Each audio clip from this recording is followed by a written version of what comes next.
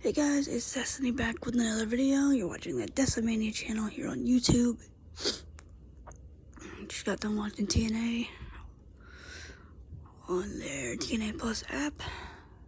The episode for this week, it was okay. It wasn't really, it was fine, I guess. But I think my favorite thing that happened was the challenge laid out by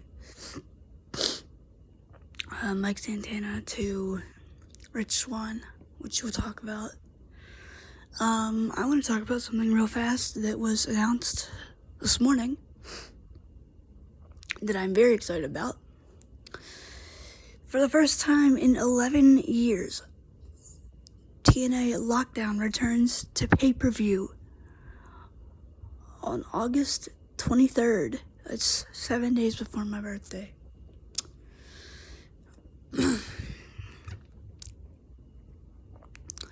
August 23rd of this year, so I can't wait for Lockdown.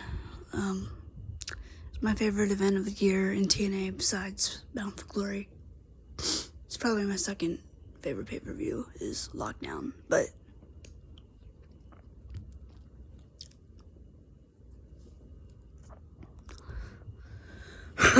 well, I guess let's get into this. Kicked it off with AJ Francis versus KC Navarro with Nick Nemeth on commentary. I guess Nick Nemeth's a babyface now? I'm not sure. I guess he is. KC got the win over AJ. It was an okay match. EC3 cut a promo backstage. Yes, you heard me right. EC3. For those of you that didn't watch Rebellion, actually I didn't either, but for those of you that haven't really been keeping up with the news lately, EC3, Ethan Carter III, is back in TNA. Set to take on Eric Young. We'll talk about that when we get to it.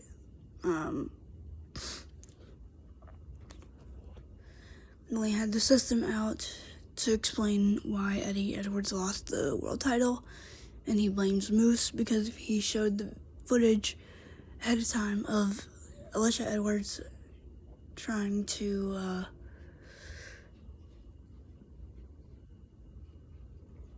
basically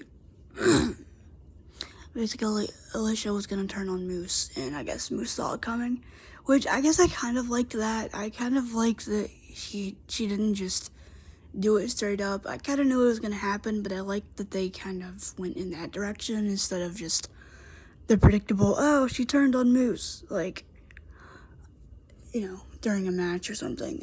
I kind of like that they went in that direction. But Leon Slater, he's looking to break a milestone. Leon was out here earlier to discuss this, or to confront the system as was Moose. And then they tried to get the system, Eddie Edwards and Cedric Alexander, in a tag team match. And of course, Daria Ray comes out and she's like, nope, you forget, I'm the one that makes the matches. And it's like, okay, we're not allowed to throw out challenges anymore? Like, what are we doing here? It's professional wrestling, get the frick over it. I don't know. Like, I don't know. I'm just not a big fan of hers. I'm just not. I don't know why. I'm just not. I think it's gonna come back to say that I think she's eventually gonna wrestle. I'm just gonna throw this out there, just to get it out there. I do think Daria Ray is gonna end up wrestling eventually in TNA, and Santino's going to be put back in the position of Director of Authority. Frick, I could see even like Tommy Dreamer being like an interim authority figure or something for a while. I don't know. But I kind of think Santino's gonna be found innocent in this alleged attack. Or in, I don't know. But anyway, she said, nope, you're not going to face just Eddie and Cedric. You're going to face the entire system in the main event in a 4-on-2 handicap match. It's like, okay, is this Dixie Carter now? Like, cause didn't this something happen similar to, I think it was like Jeff Hardy and Sting versus like EC3, Rockstar Spud, and the Bromance or something like that in 2013, I think it was. It was right after Magnus won the world title. Something like that. I remember that happening on that episode. Specifically, like, I had to make sure I wasn't back in I hadn't, like, accidentally got a freaking time machine and gone back in 2013. Thought I was seeing freaking Dixie Carter. Or something. I don't know. Anyway, back to the show. Let's see. Elijah, speaking of Daria Ray, he was backstage with her, and he's like, I want to match with Kazarian, or I want to rematch with Kazarian, and she's like, let me call somebody. And she calls Frankie, and she's like, hey, Frankie, Elijah wants a rematch with you, and Frankie's like, nope. So basically, it's,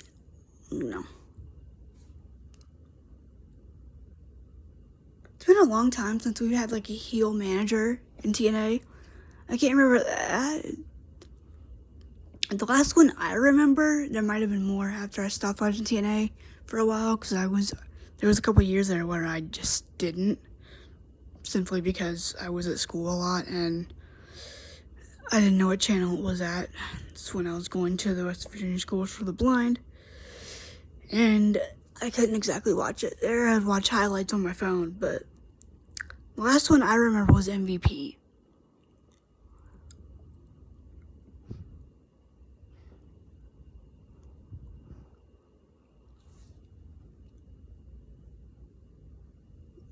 I don't know. I can't remember if Billy Corgan was a babyface manager or not. I don't know. I try not to think about Billy Corgan in TNA. Anyway. So, this happened. Jada Stone took on Tasha Steelz. I believe Jada got the win. I was doing something when the match ending happened. I think Jada won the match. Oh yeah, Mustafa Ali, he is laying out an open challenge for the International Championship. I hope Steve Macklin comes back soon. I hope he's alright. Like, I heard something about him having maybe a concussion scare or something. Maybe. I don't know if that's true or not. Might have been reading that wrong, but yeah, Ali's gonna be putting up the international title. Doing these. I kind of hope he does these challenges. Speaking of challenges and championships, Mike Santana was out to the ring. And he said, now it's my time to make challenges to people. I've beaten every former world champion that they put in front of me. And he said, I want to challenge Rich Swann. And Rich said, okay, let's do it. But just know that I'm going to be bringing everything I have. And apparently that's going to be next week, so I'm looking forward to that one. It's really cool that we get to see that. I like that they're not just going with the same people. I like that, the system are kind of doing their own thing, but you're also giving Mike Santana new people to feud with, and new people to wrestle. That's what you gotta do. That's what you gotta do with your champions. You gotta establish them as fighting champions. I understand if they're a heel champion, they're gonna take shortcuts and all this stuff, but I like this. It's gonna be a good, clean babyface match between Mike Santana and Rich Swann. I feel like they're gonna freaking mess it up somehow with the system. Or I could see maybe Steve Macklin coming back and attacking both of them or something, being like, hey, I never got my actual title shot because I got hurt, which is fair.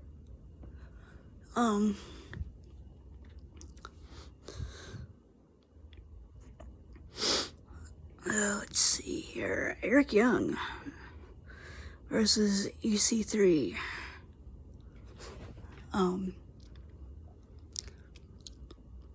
this next match, speaking of no contest, this match actually never got started.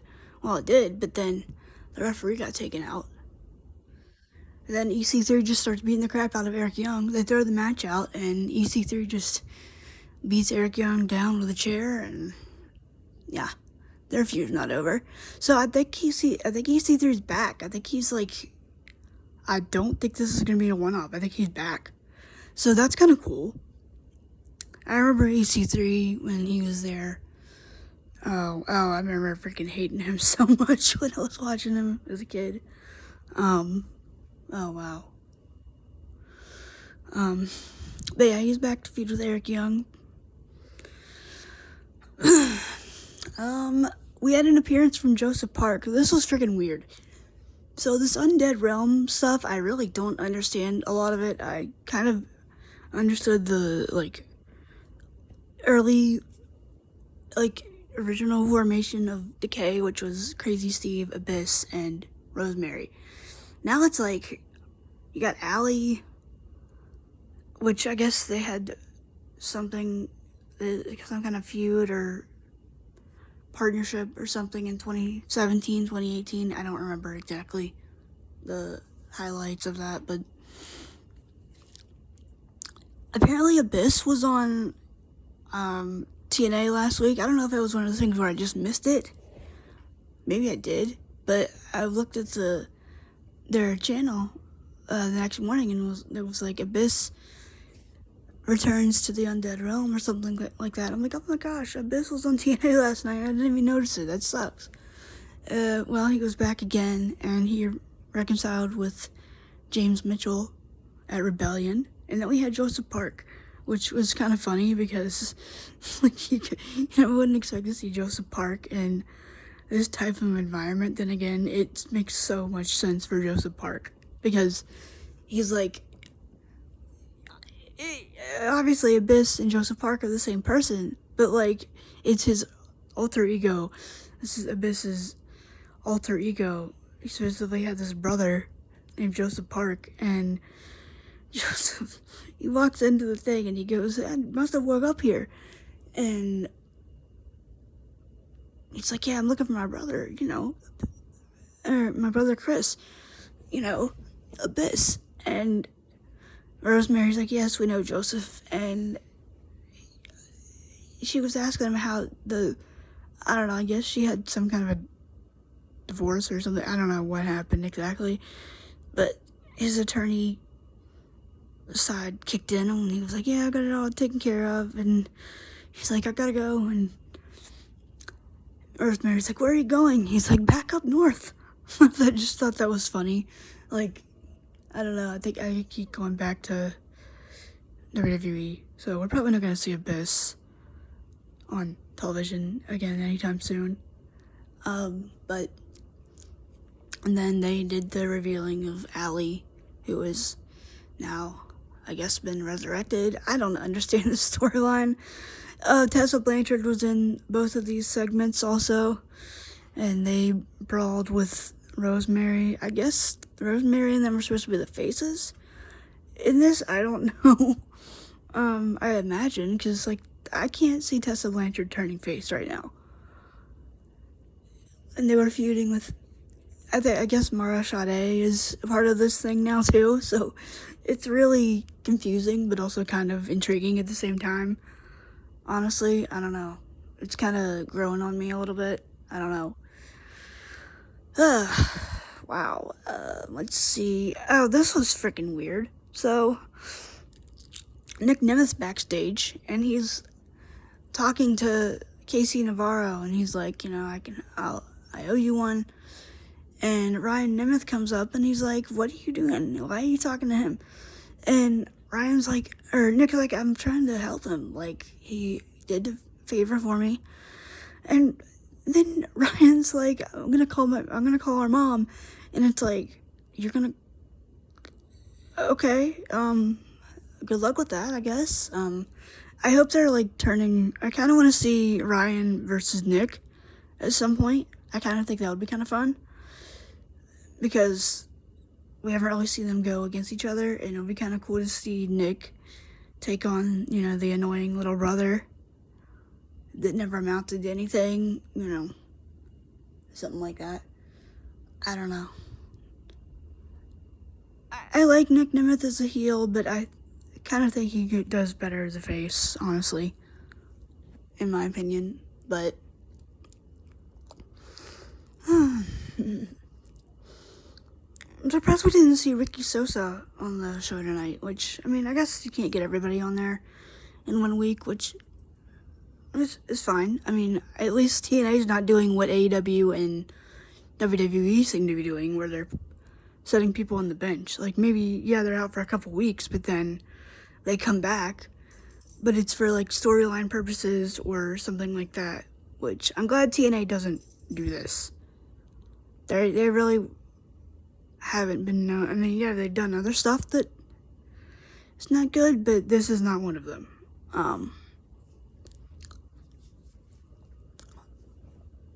They're actually showcasing their talent. Oh, Matt Hardy's going to be taking on Dutch from The Righteous next week. Okay, and then we had the main event. I think I got everything. A lot of backstage stuff on the show tonight.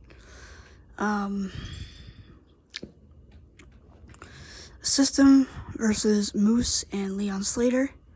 The milestone I was talking about for Leon Slater, if he can make it past, or if he can make it to May 15th, he's going to be the longest reigning TNA X Division champion. And no disrespect to Austin Aries, I think he's a good wrestler. I don't really know much about his controversies. I've heard they're not good, but I've never really been the biggest Austin Aries fan, but I always kind of liked him, but he wasn't always, like,